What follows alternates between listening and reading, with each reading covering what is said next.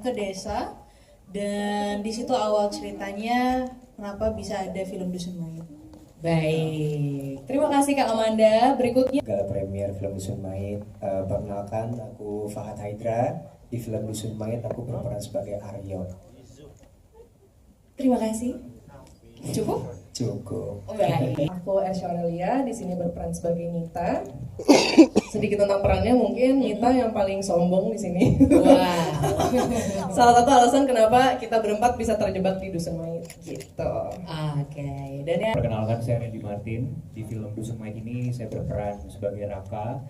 Kalau ngomongin Raka, dari antara 4 orang ini yang mendaki gunung, memang Raka yang anak mapala sendiri. Jadi memang Raka ini yang menginisiasi bahwa yuk liburan semester kita naik gunung aja untuk fun gitu, for fun aja. Tapi ternyata ketika naik Gunung Ulirang ada malang rintangan yang membuat kita kemungkinan tidak bisa kembali dengan hidup-hidup. Jadi film ini nggak hanya horor tapi juga adventure, di mana yang menjadi pertanyaan apakah kita bisa turun kembali dengan selamat gitu.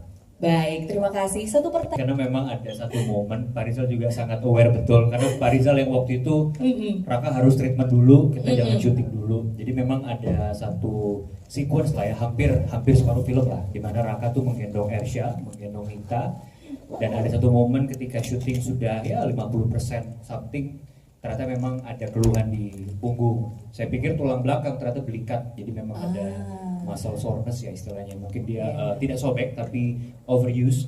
Dan akhirnya waktu itu tengah malam sih ada terapi dari fisioterapis waktu itu. Jadi terima kasih juga untuk Kak Rocky dan Hitmaker karena taking care of us very well. Dan ya saya mau nggak mau agak break dulu waktu itu, nggak gendong-gendong dulu. Oke. Baru akhirnya mulai gendong dan pakai double juga untuk body double. Gitu. Oke, baik. Boleh berikan tepuk tangan teman-teman.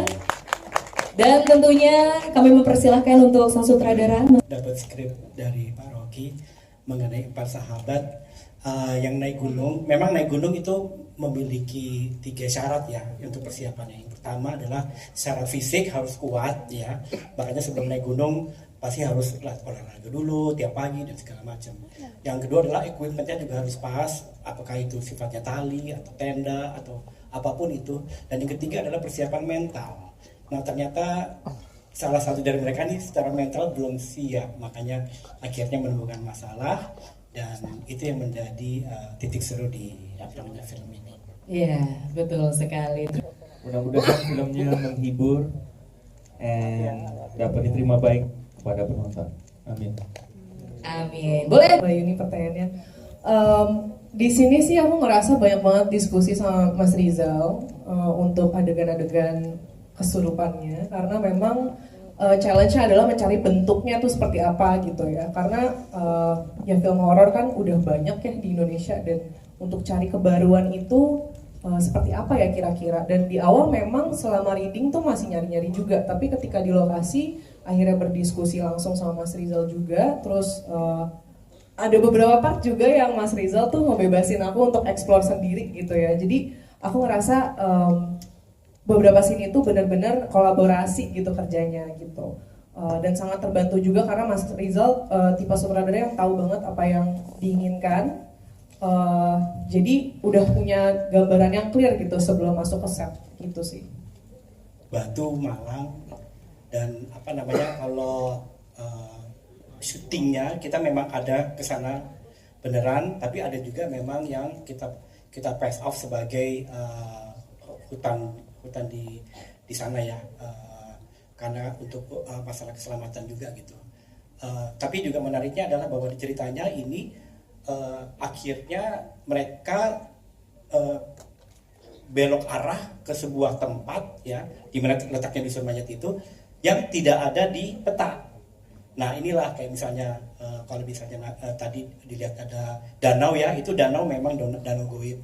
Jadi kalau misalnya ditanya kok emang ada danau seperti itu di Malang? Bukan, karena memang ini mereka terjebak dalam sebuah tempat yang goib, termasuk dusunnya dan desa mayitnya itu adalah goib. Dan masalahnya yang harus dipecahkan adalah bagaimana mereka harus keluar dari tempat itu yang sebenarnya goib. Itu dia. Thread ya, threadnya memang menarik, tapi kadang-kadang kan saya pikir gak semua thread selalu 100% benar. Jadi kita juga dari tim saya banyak interview pendaki yang sudah pernah melewati Gunung Welirang dan lain-lain. Dan ternyata ceritanya itu sama. Dan juga Gunung Welirang udah ditutup selama 3 tahun karena terlalu banyak orang yang hilang. Baru dibuka lagi sekarang nih pas kita syuting. Dan mereka yang pertama untuk mendaki lagi. Wow, luar biasa. Jadi buat saya itu sesuatu yang menarik untuk dieksplor di sebuah film. Dari Reham, dari Pak Rocky, dari Zero Point itu sudah melakukan riset. Yang saya lakukan adalah riset lebih ke reki ya, maksudnya dalam arti kata mencari tempat-tempat yang pas untuk menghidupi apa yang ada lokasi di skrip itu. Oke, baik. Terima kasih Mas Rizal. Dua gunung lagi, yaitu Gunung Arjuna, kalau tidak salah. Arjuno. Iya. Jadi sebetulnya itu mirip semua, tapi memang kita memilihnya untuk syuting beneran di Gunung Welirang sebelum ke dunia kulitnya. Oke. Syuting beneran di Gunung Welirang. Tuntutan hitmaker kepada saya adalah always bring something different, gitu, sesuatu yang beda. Walaupun dalam skrip itu misalnya tadi kesurupan adalah sesuatu yang sering terjadi di film horor, tapi bedanya di mana nih?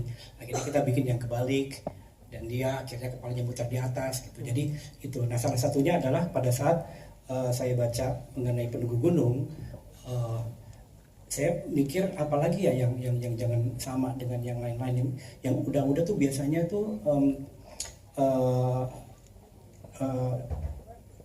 makhluk yang menjaga sesuatu itu cenderung kurus ya, terus devilish gitu ya. Nah, kalau saya pikir gunung kenapa nggak sesuatu yang masif, karena kan gunung kan besar. Jadi secara fisik itu menyerupai juga tumpukan gunung gitu. Dan akhirnya keluarlah desain seperti itu. Adapun saya percaya bahwa CGI yang baik adalah CGI yang dicampur dengan practical effect, bukan yang pure CGI. Nah, di sini kita ada pemeran pendukung gunung tadi yang akhirnya kita combine dengan CGI, terutama di bagian belakangnya. Dan ya senang sekali sih kalau misalnya tadi dengar puas dengan hasilnya. Semoga juga memberi warna baru ya di film horor. Menurut saya karena mereka yang paling cocok buat karakter-karakter ini, sebetulnya mereka gak lewat proses casting, itu lewat pilihan saya. Kebetulan mereka available, jadi sesuai dengan apa yang di pikiran saya.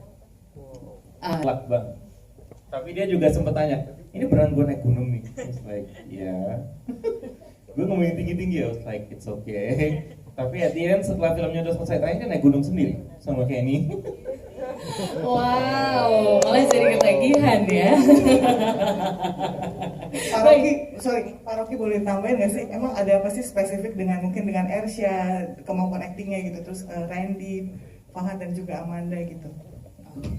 Saya udah tahu mereka sebagai artis udah lumayan lama ya, dan saya udah lihat project-project mereka, dan memang sebagai actors mereka memberikan sesuatu yang beda dari yang kita. Kadang-kadang kan ada pemain yang kita ketemu pas kita nonton di film sama aja, tapi pemain-pemain ini memang mampu untuk memberikan sesuatu yang beda sehingga mereka menjadi karakter itu dan bukan diri mereka sendiri, salah satu alasannya. Dan juga mereka semua good looking, jadi bagus. Kalau itu tentu kita semua memvalidasinya ya. Baik, cukup ya Mbak? Iya, maksudnya yang dari Pak Rocky cukup ya. Oke, selanjutnya Kamanda. Memang waktu itu aku sama Pak Rocky memang awalnya kita meeting dulu ya. Kita meeting dulu, terus Pak Rocky tuh memang selalu menawarkan cerita-cerita yang menarik. Sebenarnya tuh aku tuh jujur gak mau ngambil film horor dulu sebenarnya. Okay. Tapi kalau penawarannya Pak Rocky kayaknya takutnya marah nih kalau ditolak. Terus habis itu aku tanya Pak Rocky yang ngedirect apa bukan. Ternyata enggak, ternyata Mas Rizal. Aku sebelumnya udah pernah satu project juga sama Mas Rizal, aku tahu pergarapannya juga seperti apa. Tapi itu waktu itu pendek ya Pak ya. Jadi aku pengen cobain kerja yang cukup lama sama Pak Rizal biar tahu karakternya seperti apa. Pas pertama sebelum kita syuting, kita latihan fisik apa segala macam, itu aja udah ngos-ngosan. Udah capek banget. Kebayang. Pas syuting ternyata lebih ngos-ngosan lagi. Tapi dari situ memang saya emang nggak ada niatan buat naik gunung sih. Setelah film ini saya rasa saya udah cukup aja gitu. Oh, Cuma gitu? ya habis itu emang ada penawaran disuruh naik gunung, ya udah coba dan ternyata ya tidak. Tahulah, oh ternyata memang proses syuting dan proses naik gunung tuh ternyata sama semuanya. Jadi aku benar-benar bisa ngerasain banget gitu. Wow, luar biasa. Adegan favorit spesifik di film Dusun Mait sih sebenarnya kalau aku pribadi itu salah satu adegan Aryo dan Raka sih sebenarnya. Ada satu adegan di mana itu kayaknya lumayan emosional dan pada saat take scene itu juga lumayan menyenangkan sih, lumayan menyenangkan dari Randy-nya juga bisa membuat aku mengeluarkan emosi seperti itu yang pada akhirnya ya itu jadi salah satu scene favorit aku sih di film Dusun Mait.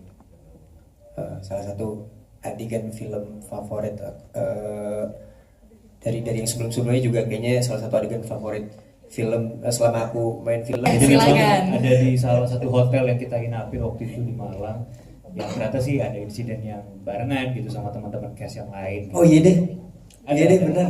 Ada. Iya ternyata berbarengan juga itu sama. Jadi kita masing-masing experience tapi ternyata kita nggak tahu dan ternyata terjadi di waktu yang sama gitu. Kalau saya waktu itu kalau nggak salah koper jatuh tiba-tiba gitu.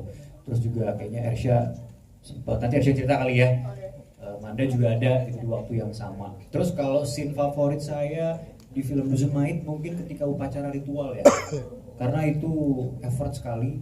Saya sebagai salah satu orang yang beruntung bisa bekerja bersama teman-teman seniman di sini tuh ngerasain bahwa ya making movies not easy at all gitu, dan sangat-sangat kita sebelum ke set 2 jam sebelum tuh teman-teman penyutradara sudah koordinasi dengan ratusan extras di situ, dan kita pun sampai sunrise untuk scene-scene itu dan berhari-hari untuk complete the scene gitu. Jadi kalau ditanya favorit itu karena memang melibatkan sangat banyak orang dan melibatkan sangat kerjasama, jadi membuat saya sadar bahwa memang film tuh nggak bisa dibuat sendiri, harus dengan kerjasama tim gitu. Belum nonton tapi mungkin dari ketika lagi membuat scene-nya, kayak semua scene kesurupan seru deh.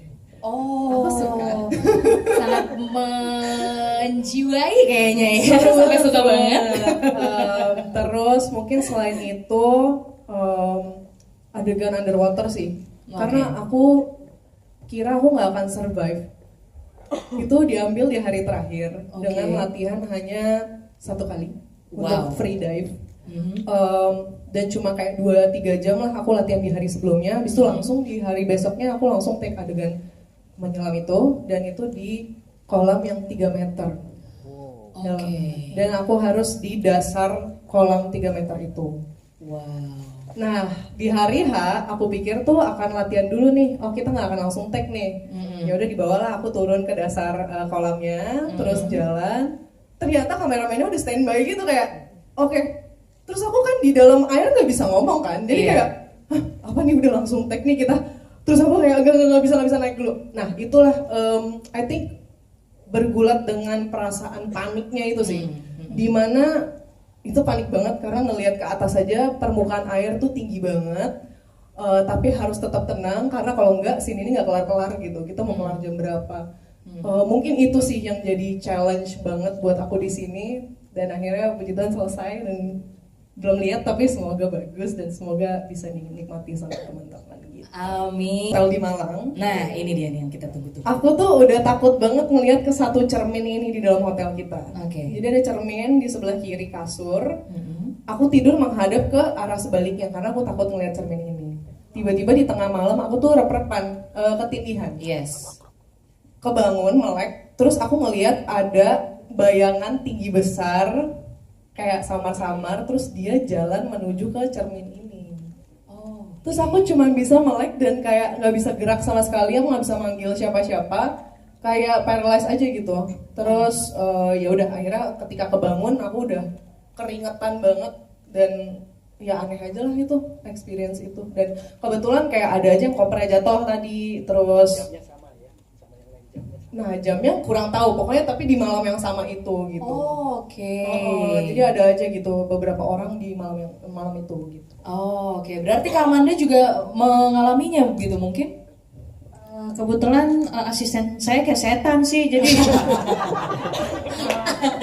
jadi kayaknya setan-setan itu udah takut sama asisten saya duluan. Oh gitu. Karena saya memang ditemenin sama dia. Oh gitu. Jadi setelah yang lain pada udah nginep duluan, saya tuh baru sampai kalau nggak salah. Abis itu saya nggak tidur sendiri, saya ditemenin sama asisten saya karena saya takut. Oh. Gitu. Tapi selama saya tidur, saya tidur nyenyak sekali.